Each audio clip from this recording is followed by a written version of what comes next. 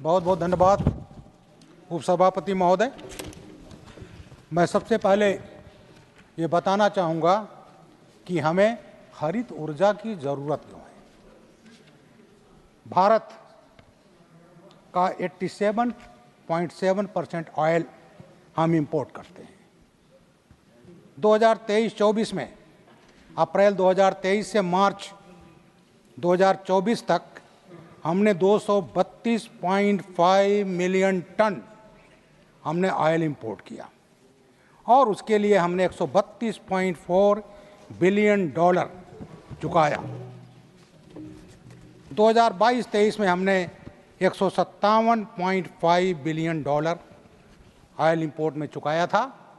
इस तरह से इस वर्ष जो 23-24 में हमने चुकाया है वो कम है, जो सिद्ध करता है कि हम ग्रीन एनर्जी पर जोर दे रहे हैं, उसका उत्पादन कर रहे हैं।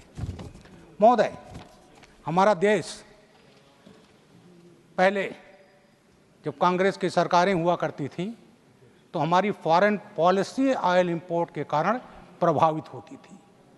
डर लगता था कि कोई पड़ोसी देश पर हम कड़ी कार्रवाई इसलिए ना करें क्योंकि कई लोग जो ऑयल प्रोड्यूसिंग कंट्रीज हमको ऑयल नहीं देंगे। लेकिन आज मोदी जी के नेतृत्व में भारत सशक्त है। रशिया पर बैन लगाया गया तो हमने रशिया से ऑयल इंपोर्ट किया। हमने चिंता नहीं की क्योंकि आज हम सशक्त हैं। भारत जहाँ तक फॉसिल सोर्सेज का सवाल है वो काफ़ी इसमें प्रगति कर रहा है।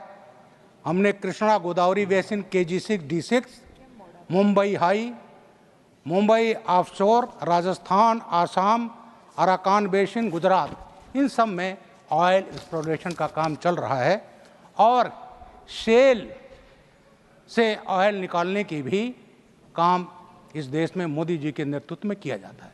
महोदय, शेल वो है, चट्टानें हैं जो बहुत डीप हैं, उसमें भी ऑयल और गैस ट्रैप होती है जिसको आसानी से नहीं निकाला जा सकता, लेकिन उसका भी प्रयास चल रहा है। भारत का ज़्यादा हिस्सा ट्रॉपिकल और सब ट्रॉपिकल है। दक्षिण भारत तो ज़्यादा, पूरा दक्षिण भारत ही ट्रॉपिकल है। मेरे एक मित्र दक्षिण भारत के रहने वाले चेन्नई के, मैंने उनसे पूछा कि इस समय क्लाइमेट कैसा है। बोले यहाँ तो हॉट, हॉटर, हॉटेस्ट यही मौसम होता है। तो जहाँ ट्रॉपिकल और सब ट्रॉपिकल क्षेत्र हमारे पास हैं वहाँ सौर ऊर्जा की अपार संभावनाएं हैं। मैं मोदी जी को धन्यवाद देना चाहता हूँ कि अभी जो रूफटॉप पर गांव में 300 वाट की एनर्जी का जो लक्ष्य रखा गया है, जिससे हम लोग 300 यूनिट बिजली पैदा करेंगे और वो हमारे घर की खपत के लिए पर्याप्त होगा। महोदया, मैं अपने घर का एक एग्जाम्पल देना चाहता हूँ। लखनऊ में मेरा घर है। जब मैंने घर बनाया तो मुझे 20-22 हज़ार रुपया महीना बिजली का बिल देना पड़ता था।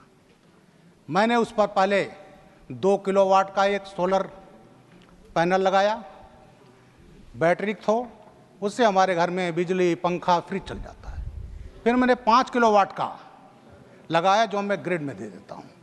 हमारे पास सोलर गीज़र भी, हमारे घर में कोई गीज़र नहीं है जो सबसे ज़्यादा बिजली खपत करता है।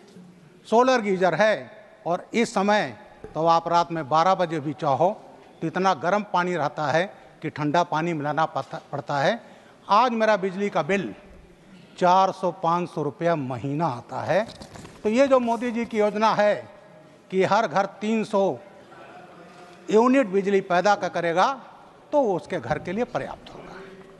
महोदय, ये सोलर एनर्जी जो है किसानों के लिए बड़ा लाभदायक होगा क्योंकि हम सोलर पंप लगाएंगे जिसकी योजना सरकार ने जारी की है। हमारे प्रदेश में सोलर पंप लगाए जा रहे हैं और उन सोलर पंप से किसान सीधे अपने खेतों की सिंचाई कर सकेगा।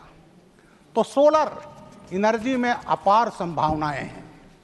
जो डिग्रेडेड लैंड है, बैरन लैंड है, जहाँ पर कोई पैदावार नहीं होती उस पर सोलर पैनल लगाए जा सकते हैं। और अब हमारे देश का ऐसा किसान जो कुछ पैदावार नहीं कर पाता था, अब वो बिजली की खेती का करेगा, सोलर पैनल लगाकर बिजली उत्पन्न करेगा और बेचेगा। महोदय,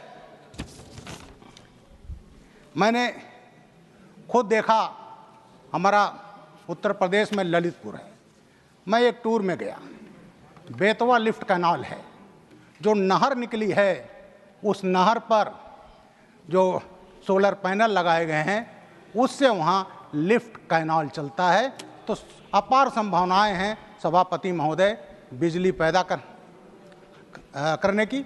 आपने मुझे समय दिया बोलने के, इसके लिए आपका बहुत बहुत धन्यवाद।